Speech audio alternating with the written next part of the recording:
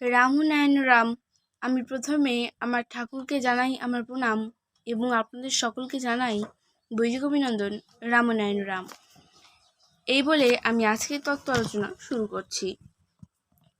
আজকে আমি আপনাদের পাঠ করে শোনাতে চলেছি শ্রী বীরেন্দ্র বাণী, জন্মসিদ্ধ ঠাকুর শ্রী শ্রী বালব্রহ্মচারী মহারাজ। আজকে আমি এই বইটি আপনাদের পাঠ করে শোনাব। মাহাত্ম্য প্রকাশ হিসাবে মাহাত্ম্য প্রকাশ করার উদ্দেশ্যে এই মহানের মাহাত্ম্যকে বর্ণনা করার অভিপ্রায়ে এই গ্রন্থ প্রকাশ করছি না, শুধু সত্যের উন্মাদনারই প্রকাশ করে যাচ্ছি।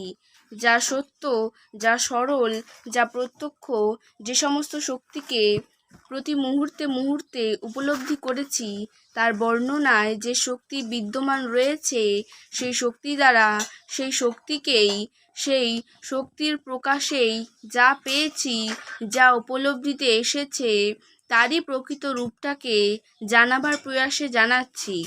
যা রয়েছে সর্বজীবে, সর্ব চৈতন্যে প্রতিষ্ঠিত।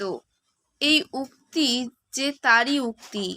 আমরা সেই শক্তি হতে উপলব্ধি করে যা বের করছি, এ যে তারই দান, তারই দেওয়া, তারই শক্তি। শুধু সত্যের প্রেরণায় মনের তৃপ্তিরূপ উচ্ছ্বাসকে আর লুকায়িত না রাখতে পেরে ঝাঁপিয়ে পড়ছি জনসম্মুখে। জানি বহু অবস্থার সাথে যেতে হবে, পড়তে হবে, আবার তৃপ্তি পাচ্ছি সত্যকে জানিয়ে। নিজেরা যে তৃপ্তি পাচ্ছি, এই তৃপ্তি আমরাই কেন পাব? এই তৃপ্তি বিশ্ব জনগণের। তাই সে তৃপ্তি যদি সবার ভেতরে জেগে ওঠে, তবেই হবে আমাদের তৃপ্তির সার্থকতা। আমাদের তৃপ্তিকে প্রকাশ করার জন্য যে আন্তরিক ইচ্ছা, সেই ইচ্ছা তখনই সফল হবে যখন এই মহানের কথা মনে পড়ে, তার উপদেশ, তার বাণী, যে শক্তির প্রচার যন্ত্রণাদায়ককে ফেস করা, বিভূতিকে প্রত্যক্ষতার বর্ণনা করা, নিজেকে উপহাসে ছেড়ে দেওয়া। তাই সঞ্চিত শক্তি হতেই সব শক্তিকে আয়ত্ত করে ব্রতী হও সব্য কাজে। তাই তার কথা স্মরণ করে নিজেদের কাজে নিজেরাই যেন কম্পিত হচ্ছি, ভীত হচ্ছি। পরক্ষণেই এগিয়ে যখন আমাদের সত্য রূপটাকে দেখি, তখনই মনে হয় আমরা তার উপদেশের অমর্যাদা হয়তো করিনি। আমরা আমাদের সেই প্রত্যক্ষকে প্রকাশ করছি। আমাদের আনন্দের উচ্ছ্বাসকে চেপে রাখতে না পারার দরুনই আজ আমাদের এই ব্যাকুলতা, মর্যাদা। কেউ দেখ বা না দেখ, সে কথা চিন্তা করছি না। ঠাকুরেরই একদিনের বাণী মনে হচ্ছে। বিরাট বড় কয়লার খনিতে ডায়মন্ড কয়েকটি মাত্র মেলে।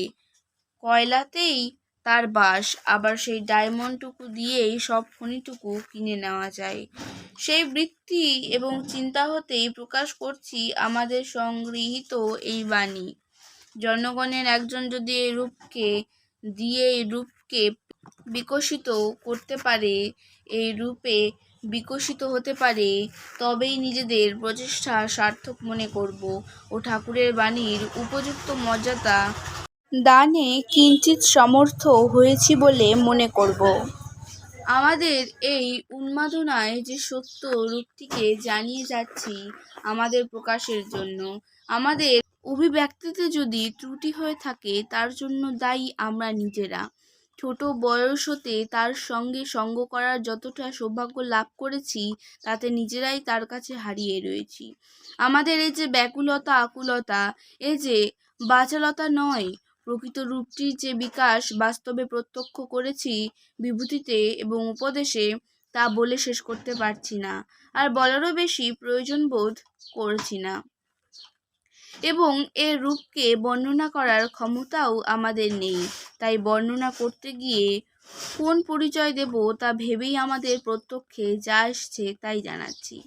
গ্রন্থাকারে যে আমাদের সংগৃহীত বাণীগুলো প্রকাশ করব, এই কল্পনা কোনোদিনও করিনি, তবে জনগণকে জানিয়ে দেওয়ার ইচ্ছাই এই গ্রন্থ প্রকাশ করছি।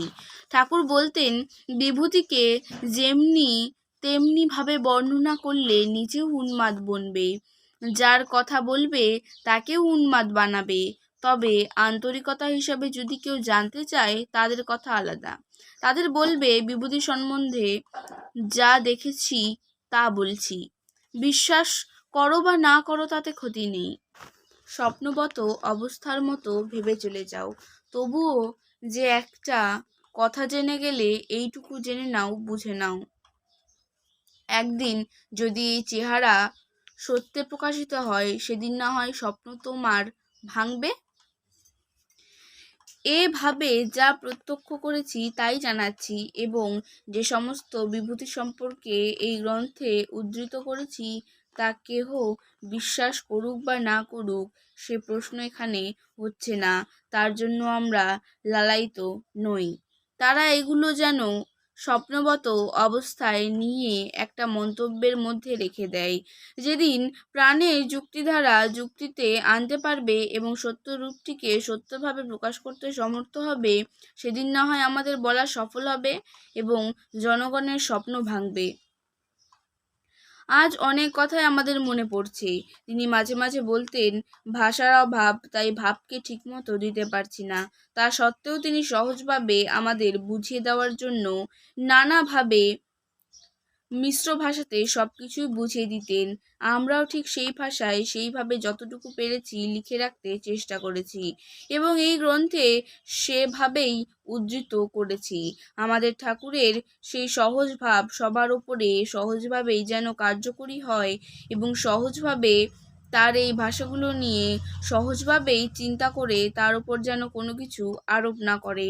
যদি কিছু ত্রুটি থেকে থাকে, তার জন্য আমরাই সম্পূর্ণ দায়ী।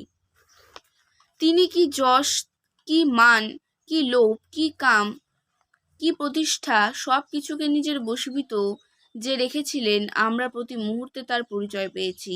এক কথায় বলতে গেলে ষড়রিপু তার দাসানুদাসের কার্য করছে। অল্প বয়সে তারা তো বড় প্রতিষ্ঠা হওয়ার জন্য অনেকের চোখে তা যন্ত্রণাদায়কের মতো হয়েছিল। সেই সূত্রপাতে শত্রুতারও অনেক উদ্ভব হয়েছিল এবং তার জোরে তার প্রাণ নাশেরও উপক্রম হয়েছিল।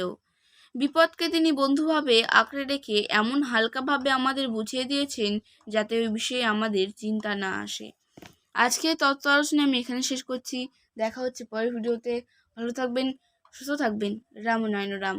প্রতিদিন এরকম নতুন নতুন ভিডিও দেখতে হলে আমার চ্যানেলটিকে সাবস্ক্রাইব করবেন এবং পাশে থাকা বেল আইকনটি প্রেস করবেন। ভালো লাগলে শেয়ার করবেন। ধন্যবাদ।